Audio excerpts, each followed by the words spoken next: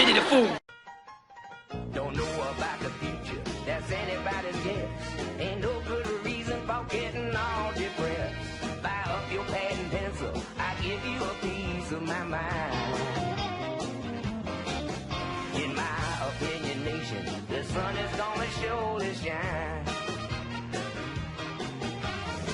Stop all your fussing, slap on a smile. Come out and walk in the sun for a while. Don't fight the feeling, you know you wanna have a good time. And in my opinion, nation, the sun is gonna surely shine.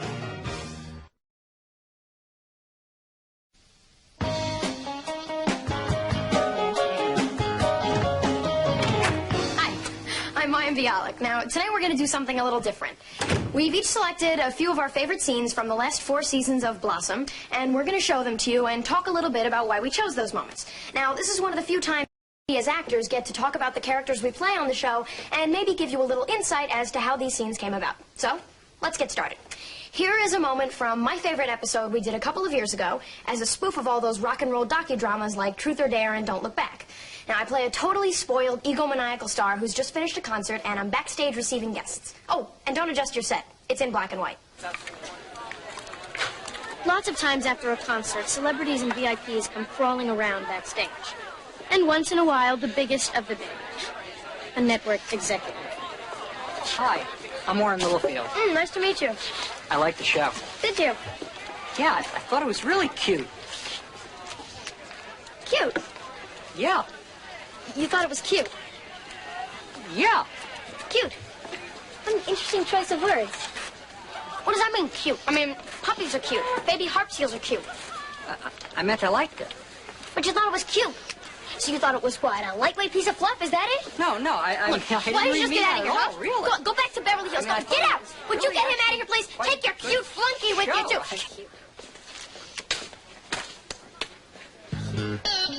One of the best things about playing Joey Russo has been the guest stars that I've gotten to work with. It seems like we've had everybody on from Mr. T to Jessica Hahn. But one of the best moments for me was this one from last season, where I got to sing with the actress who plays my mom, Melissa Manchester. Check it out. Mockingbird, everybody have you heard? He's gonna buy me a mockingbird. Oh, and if that mockingbird don't sing, he's gonna buy me a diamond ring. And if that diamond ring don't shine, he's gonna surely break that heart of mine. And that's why, yes, indeed, I got to tell everybody, yeah, whoa, yeah. Here's a scene you might find interesting. It's the first Anthony Russo scene we ever did from the original pilot. It's about 2 o'clock in the morning, and Blossom, unable to sleep, comes downstairs where she runs into Tony for the first time in a long time. All right.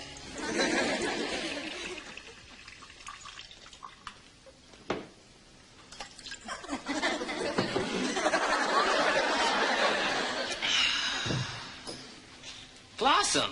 Hi, Anthony. I'm sorry, I didn't mean to intrude. Oh, what are you, kidding? You're my favorite person in the entire kitchen. You look good. You look good, too. Yeah, well, I've been thinking good-looking thoughts. Come here. Sit down. You want a pot of coffee? No, thanks. You know how they say that cockroaches would be the only thing to survive a nuclear war? I've heard that.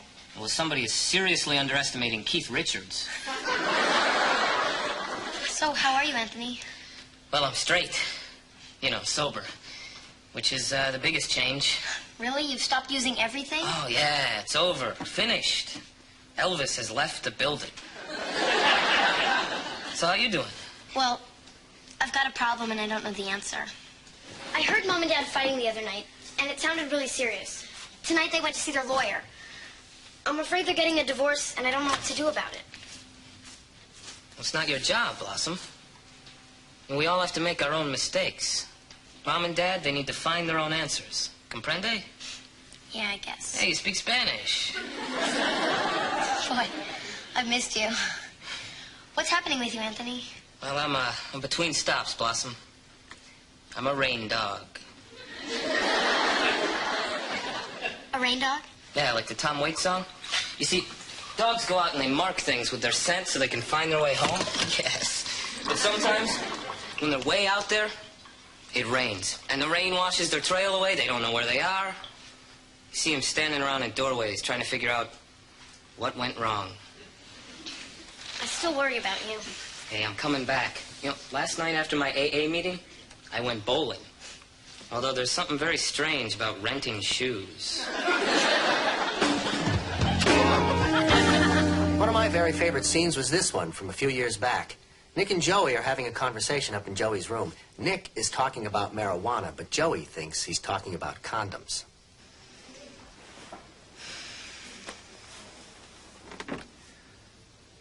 Joey. Joe, we have to have a father-son talk. Oh, jeez. You found it? Yes, I found it. I didn't do it yet, Dad, honest. I was just going to carry it around in my wallet. Joey, 1 minute it's in your wallet, the next minute it's in your mouth.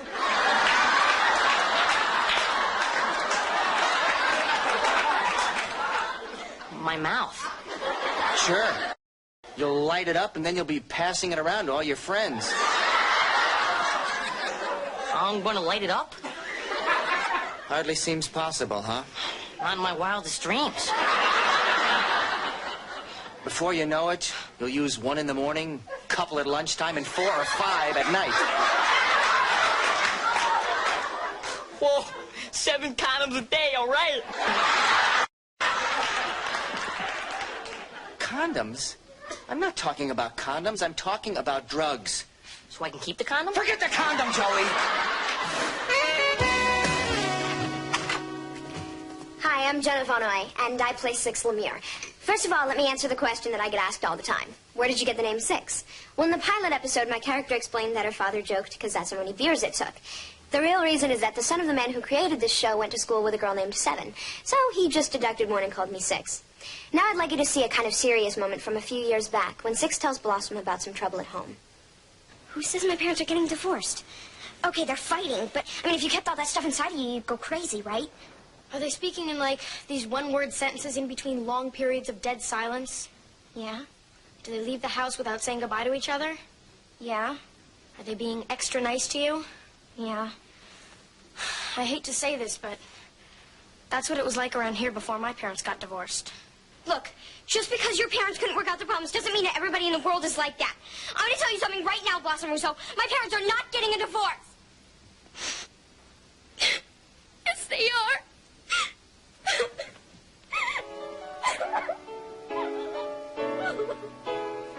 This past season, Blossom's friend Six started dating a much older guy. One of my favorite moments is this one, when Blossom gives Six her candid opinion. Six, you remember when I said that this Sunny thing was a bad idea? Yeah? I was soft-pedaling it. This is an enormously, tremendously, galactically awful idea. An idea so devoid of merit that it actually literally stinks. Can you grasp that? A concept, I mean, an intangible thing so fetid, so incredibly putrid that it just, it exudes this foul stench.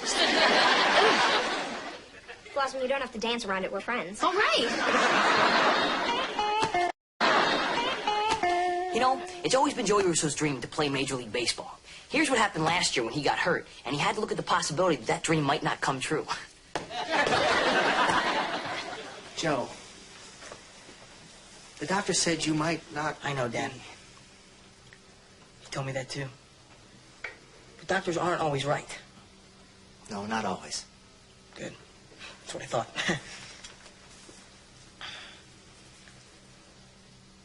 What if I can't, Dad? Joe, when we talked about baseball, we always knew there was a chance you might not make it to the bigs. Yeah, but Dad, we always thought that I would get a chance. I mean, right now, I might not even get a shot. It's just not fair. We always thought that I'd at least be able to try.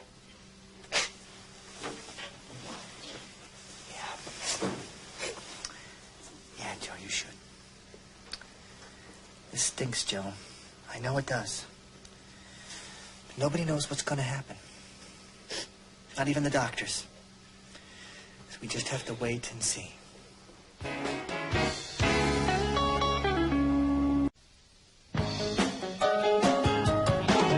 One thing we've done on this show is go on location. We've been from Malibu to Paris, and those have been some of our best episodes. Here's a scene from last year's trip to Disneyland.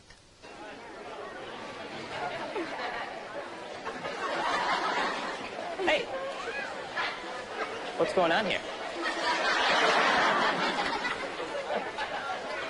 Tigger? What? Tigger? My girlfriend's getting hit on by Tigger? I can't help it.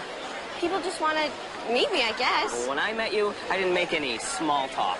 When you met me, I was unconscious. Exactly. I was busy trying to save your life. And that's why you're my hero. Now stop being so paranoid, okay? Okay. Here. Got you something. Weenie ears? I love them! You don't have to put them on now. What do you mean? When should I put them on? Later. Later? Later, when we're alone. One of the great things for me has been playing some of the really nice father and daughter scenes we've done over the years. Here's one of my favorites from early in the first season. Nick is trying to tell Blossom how tough it is to be raising a teenage daughter on his own.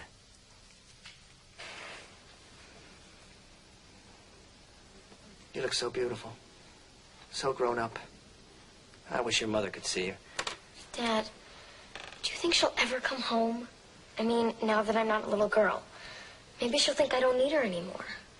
Well, this isn't her home anymore. But you're still her daughter, and it's okay to miss her. You're doing all right, Dad. Thanks. But believe me, when you have questions like this, there's nothing more I'd rather say than go ask your mother. I'll be at the car wash. I hate this stuff. There's gonna be more of it. I know. And I'll do my best for you. I mean, I realize that before long, say when you're in your late 20s, early 30s, you'll start dating. And a couple of years after you're married, you probably want to have sex for the first time. But hopefully by then I'll be blind, deaf, and in a home in New Jersey. Look, 20 years ago, I met a woman who I thought would be a good mother for you and your brothers. It just didn't turn out that way. I know that's what you need right now. You need a mother. And you need a hairdresser. You're stuck with me, sweetie. And the fact is, I couldn't love you more. I'm afraid I haven't done very well here. You did great, Dad.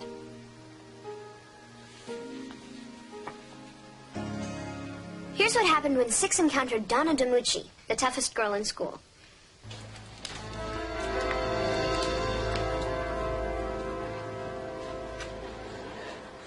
Hi, Donna. All right, where is she? Who's it? The Little Mermaid. Who do you think I'm talking about? Oh, you mean Blossom. Geez, you know what, Donna? I tried to find her to give her your message, but see, I think she'd already left for karate lessons. See, Blossom doesn't like people to know this, but her hands are actually lethal weapons. Yeah? Well, if she doesn't show up for this fight, it's me and you, Squirt. No, leather's a really good look for you. Did you find it distressed or did you beat up yourself? Thanks, Carl. From the very beginning, I have always loved playing scenes with Joey. Here's one of my favorites. Joey, you're an idiot. Hey, we're not talking about me. We are now. Why would you in the refrigerator like this? Like what? Like empty, like there's none left for me, see? Like I require a lot of milk in my cereal. You require a lot of milk? Is that what you're telling me? Yes.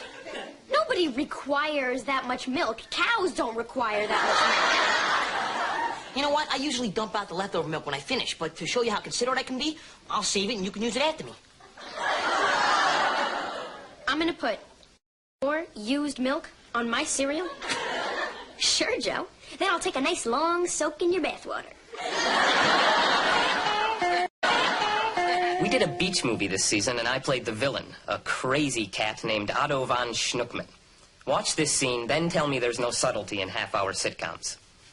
Do you know what it's like to always come in second place, man? To write the great Richard Nixon a fan letter and not even get an answer back from him? Of course you don't. Do you think I like wearing a leather jacket on the beach just so I can have a personality? No, I don't. I don't like that. Not even a little bit. What was the question again? One of the things I like about Nick Russo is the fact that he thinks he can do just about anything. As witnessed by the scene from a few seasons back where Nick is displaying his abilities as a would-be dancer. This still hurts. Think you're gonna get it this time, Dad? Yeah, me too, Dad. What's the move? Ready? Ready.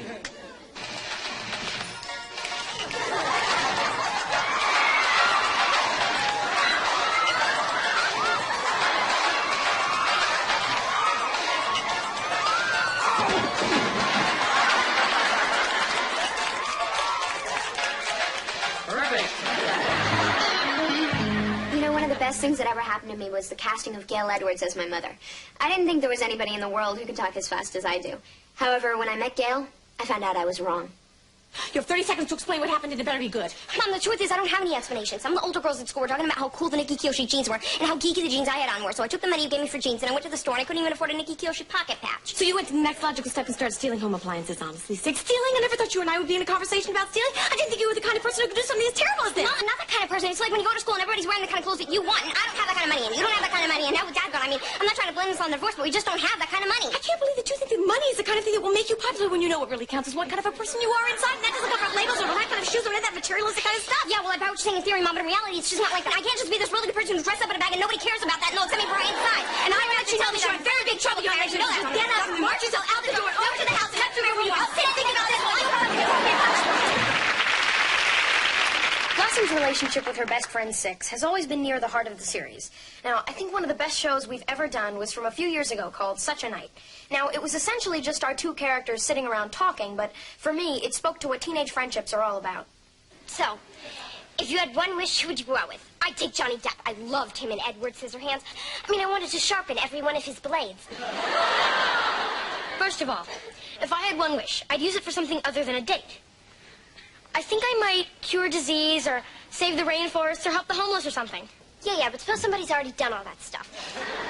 The whole world is totally perfect, except you don't have a date for the dance Friday night. Which happens to be true.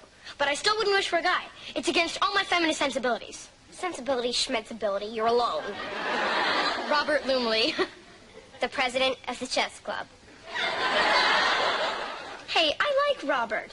He's smart, he's shy, and he's really cute. I like the freckles on his nose. I wonder if he has freckles on his butt. And I was just thinking, he probably doesn't have a date Friday night either, so what's a feminist in this situation to do? Why not ask him out? You'd actually ask a guy out. Well, in theory, I'd do it. So do it. I said in theory. Blossom, theories were made to be tested. Besides, you'll be striking a blow for feminists everywhere. 6? Hi, Kathy, it's 6. Do you have Robert Lumley's phone number? Yeah, we're having a chess dispute. 5677, okay, great, thanks. Shall I dial or shall we read back issues of Ms. Magazine? Oh, God, just dial. Hurry up before I change my mind. Hi, is Robert there? Yeah, hang on, Robert. Hello, Robert. This is Blossom Russo. How are you? I hope I'm not disturbing you or anything, because I can go back. Oh, really? Against the computer? Wow. Listen, Robert, you know the dance is... What? Okay. He's storing his disc or something. Listen, Robert, I wanted to ask you something. I wanted to ask you, would you be interested in... I can't do this. This is awful. Blossom, you just hung up on him. Why did you do that? I choked. I panicked, okay? I'm a teenager. I'm allowed to have mood swings. Let's dance.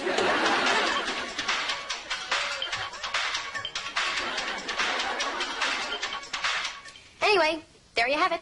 Our first installment of our favorite scenes. There are lots of others, so I do hope we get to do this again. Thank you for watching and supporting the show. See you again soon. Good night.